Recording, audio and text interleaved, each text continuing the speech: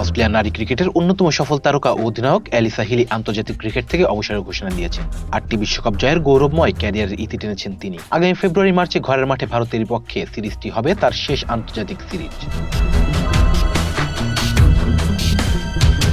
একটি পডকাস্টে হিলি জানান, ভারতের পক্ষে ওয়ানডে সিরিজের পর পার্থে অনুষ্ঠিত দিনরাতের টেস্টে ম্যাচ দিয়ে তিনি বুটজোড়া তুলে রাখবেন। তবে আসন্ন টি-20 বিশ্বকাপের আগে দলকে নতুন করে গুছিয়ে নেওয়ার সুযোগ দিতে ভারতের পক্ষে টি-20 সিরিজ খেলবেন না তিনি। বিদায়ের কারণ হিসেবে মানসিক ক্লান্তি ও চোটের সঙ্গে লড়াইয়ের কথা উল্লেখ করেছেন হিলি। তিনি বলেন, অনেকদিন ধরেই এটা নিয়ে ভাবছিলাম। গত কয়েক বছর মানসিকভাবে আমাকে অনেকটা শুষে নিয়েছে। মাঠে আমি সবসময় প্রতিদ্বন্দ্বিমূলক থাকতে চাই, জিততে চাই, কিন্তু চোট আর মানসিক ধকল মিলিয়ে এখন সরে দাঁড়ানোটাই সঠিক মনে হয়েছে।